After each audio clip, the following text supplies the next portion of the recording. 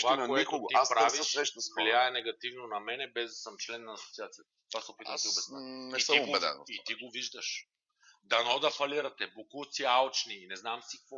Много ме интересува. Защо не излезеш ти да кажеш, че не е престъпление да караме хубави коли? Чакай малко. Това за мен не е престъпление. Отвън двете ни коли са паркирани. Въобще не мисля, че трябва да говорим по тази тема. Хора с 15-20 година бизнес, аз не мога да си купа от тези класите. Чакай малко. Знаеш какво ми е интересно на мене? Тези хора, които пишат да фалирате всички, така. Тези хора ходят в заведения. Тези хора 100%. Имат любими заведения. 100%. Тези хора са намерили тяхното заведение, защото всеки си има тип. Факт. Така. Те обиждат и тях. Те се включват в един общ хейт, без да мислят въобще. То е облак, точно така. Да. Ето това искат те да предизвикат и успяват да предизвикат. И сега, ние като бранш не сме достатъчно единни и обединени, очевидно, да се противопоставим на това нещо. И затова си виновен ти. Не е така. И ти си част от този бранш. И ти не си намерил за... Остави си това членуване.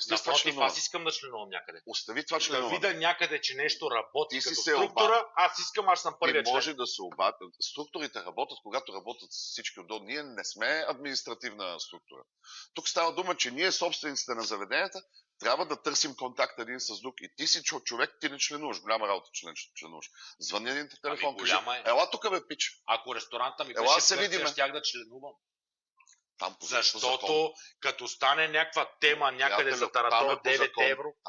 Абе добре бе, ама за да стигнеш до закона трябва да почнеш от гражданското общество, бе, човек. Как да ти го обясна?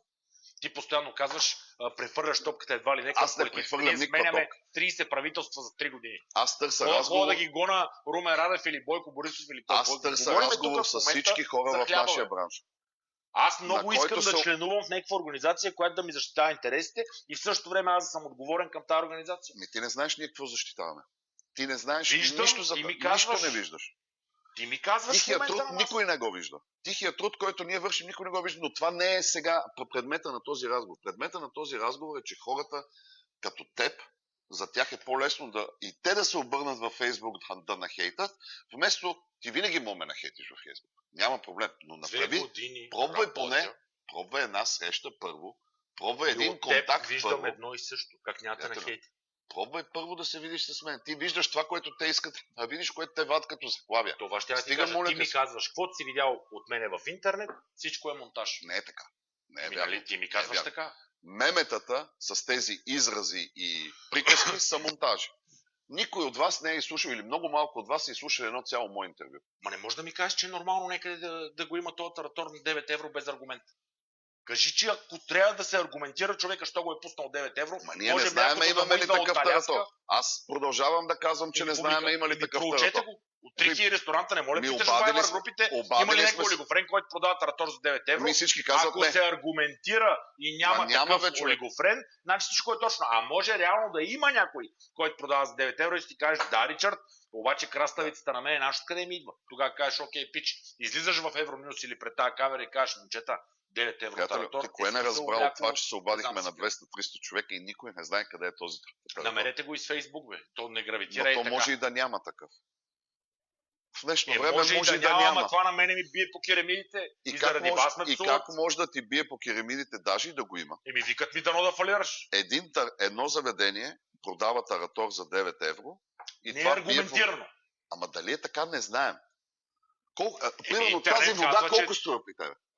Не знам, образно, 2 евро. 1,80 ли? 1,80. Тук на другия струва 2,50 на другия, защото има някакви разходи, си е сметнал. Така. На третия струва 3 евро, 4 евро. Какво значи това? Че водата взимаме най-скъпата цена, 4 евро, и казваме, водата в българските ресторанти е 4 евро. Бъркаш двата щата. Между 1 и 3 евро разликата не е като таратор, който цял живот е ял при баба си за 2 евро или за 5, да струва 10. Ма ние не знаем дали е така. Не сравнявай водата. Пак казвам, ние не сме видяли това нещо. Една жена на пазара казала. Ами някъде имаше снимано, бе. И ако има един таратор за 9 евро, значи ли това, че всички ресторанти, заведенията са 9 евро? Значи ли това? При тебе 9 евро ли? Не, при мен е 2,40. Друга да е 5. Ама 9 не съм видял. Не, никой не е видял. Ами направете проучване откъде е тръгвал. От Фейсбук. от социалните мрежи. Добре, значи в този разговор в момента... Моля ви, намерете ни таратора за 9 евро. И няма конкретика на темата с таратора за 9 евро и това е оплака. Приятели, пак казвам, 9 евро едно заведение продава за 9 евро. Това значи, че всички ресторанти в България са на 9 евро. Значи, че бойкотирай това заведение, което продава за 9 евро, бойкотирай го. Трябва да се аргументира. Не може ти във всяко интервю да кажеш пазарна икономика, може да си правим какво си искаме с цените. Ти това твърдиш. Защото реално регулаторен закон или орган няма. Няма. И може да си правим какво си искаме. КЗК не може да проверява заведение. Това предизвикваш лъч в клиента. Като правите каквото си искате, ще ходим в Гърция, дано да фалирате букуци. Ма като правите каквото си искате, ще хода в заведение, което на мен ми изнася, защото този, който ходи в Гърция и казвате да фалирате букуци, и той си има 5-6 любими заведения в града, в който живее. Да, бе, ама от твоята трибуна, след като държавата се опитва толкова много да манипулира думите ти и така нататък, означава, че ти имаш страшна гласност. Ползвай я, за да защитиш бранша. Не ти се получава. Може да не ми се получава. И ще ти кажа защо. Защото нямаш самокритика. Аз съм човек, който се блъсна с 260 км в час, челно във валяк, на пътя за Слънчев бряг, ще да се убия 2018 година. 8 години са минали от тогава, осъзнал съм толкова много, получил съм критика и хейт, бедна ти е фантазията, още го помнят случая и аз съм човек, който пропагандира, направи грешка, не правете моята грешка. Бях тъп гъс, че се треснах във валяка челно, 12 тона валяк го преместих 4 метра назад. Тъп гъс. След днеска съм осъзнат и оттам не минавам с 400 км в час и въобще по пъти ще имам друго поведение. Ти с твоята сила трябва да имаш самокритика, разбери. Ти провокираш, ти влияеш на публични настроения и влияния и така нататък. Не можеш да кажеш, че е пазарна икономика, някой да дере на каравана 25 евро калмар 100 грама. Чакай малко сега. Ти взимаш от отделни интервюта, отделни думи и ти ги сглобяваш. Защото това не е вярно. Първо съм казал... в Евронюс видеото ти. Казвам, че има... Защото ме питат как се определят цените при нас. На пазарен принцип. Всеки си определя сам цената. В България имаш 27 000 заведения. Тия 27 000 заведения сигурно са собственост на 10 000 фирми. Аз съм завършил организация управление на хотели. Така, 10 как се определя цената на една салата? Изчакаме само да се изкажа. Те 10 000 фирми имат 10 000 собственика. Да. Те 10 000 собственика, всеки според разхода си, според това какво той смята, че трябва да спечели, определя цената на продукта, който ще продаде. Обяснявам ти, че казано по този начин ти уневиняваш. Не го уневинявам, но не можеш. Ма какво значи шанаджия? Има заведения, които са си ги направили хората, и ти ги знаеш, че е така. Които са си ги хора с приходи от други бизнеси, не ресторантьори, не живеещи от това и милеещи, както си ти, майка ти, както съм аз със семейството ми, си ги направили за кефа си. Добре. Инвестирали са много пари там, пари, които те не могат да избият с дейност, която аз си ги правя. Добре, правят го за хоби. Правят го за техния тесен кръг. Там вътре има високи цени, защото има в България комплексирани хора, които искат да плащат много високи цени. Тези заведения те са 2% в България. Там не влизат тези, които пишат във Фейсбук и няма как да знаят колко е таратора. Това точно не си прав. Напротив. Защото нарочно се ходи и се снимат разни касови бележки от разни места. Аз всяка година защитавам VIP Room Банско. Ходил ли си? Ходил съм. Аз не съм. Обаче ми се налага всяка година Искам да го направят още 5 пъти по-скъпо, за да може да не влизат вътре ганевци. Така, виждаш ли? И защото Ганьо казва, защо супата ми струва 10 евро? Какво толкова има в тази супа? Ало? Мястото, услугата, която ти предлагат, ските, обувките. Това всичкото влиза в тази празничния. 29 евро за супа в Шамони и вика, ама е Шамони.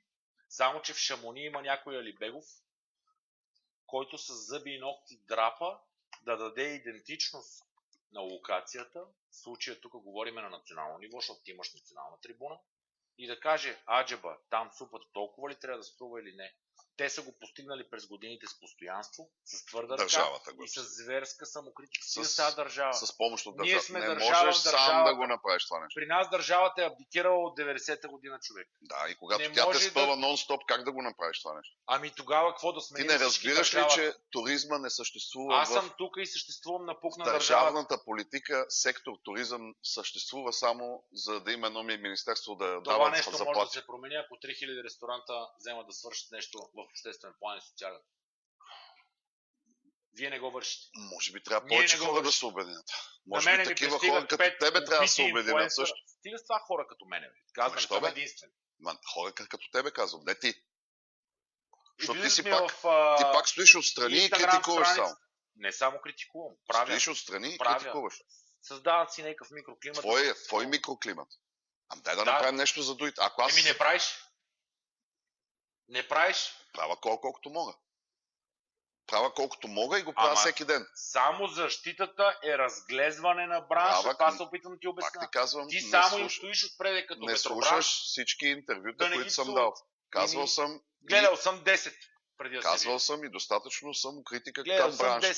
Но пак казвам, хора, които стоят отстрани като теб, трябва да станат по-активни. Миналото лято тока ми беше 300 евро, сега ми е 1100. Къде го каза това, в коя телевизия? И защо тока ми на мене е 4 пъти нагоре? Шегуваш се сега, да не? Никъде не съм изкарал. Изкарай ми един материал и ми дай изречение. Така. Пак връщам отзад. Мани го домата. Домата си е тази цена. 2024 година края. Тогава започва за пръв път. Пак тук страниците пак бяха Алибегов, ресторантьорите пак искат. Почва кризата с тока 25-та година. Факт. Така. Цените скачат. В държавата се приема закон, който трябва да подпомогне бизнеса. Дотациите за ток. Дотациите за ток. Вече ги няма. Познай кой беше изключен от дотациите за ток. Ресторант. Хотелиерство, ресторантьорство. Що го допуснахте? Не съм го допуснал. Не беше в проект. Бюджет. Хайде, Алибегов, меди. Що не обсъдихте сградата на Министерски съвет? Защото пробвах по другия начин и успях. Стига с този друг начин. Чакай бе. 3000 ресторанта, умбур вътре. Чакай малко. Аз чета проект. Значи, може би трябва да знаем как се случват процесите. Не е точно така, както си мислиш. Те те запознават. Ти трябва да ровиш, да намериш къде е този проект, закон, който ще бъде внесен. И там изведнъж виждаш, че са изброени 20 бизнеса, пък хотелиерство, ресторантьорство не. Оттам писма, досаждане, медии, телевизии. Комисия включиха ни и нас. Кой го изключи това? Имена? Нямаме идея кой го изключи. Ганя, който го е писал. И веднага ни включиха и нас. Обаче... Ти хвърляш в момента обвинение във въздуха и то се пука като балонче от сапун. Не обвинявам никого, що аз как нали са го изключили това? Не беше включено. Не е изключено. Не беше включено. От комисията по енергетика. Кой беше председател на комисия по енергетика? Дай го споменеме да го видят кой. Не знам тогава кой беше, не помня. Ето. Факта, че след нашата работа на всички асоциации го включиха. И ние всички имахме компенсации за ток.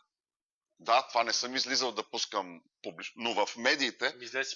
Но в медиите 10 интервюта Алибегов иска. Алибегов иска. Да, Алибегов иска бранша да бъде включен в компенсациите за ток. Факт. Какво е виновен бранша, че някъде нещо се е случило, изведнъж нашето моя от 1000 станат 4 евра.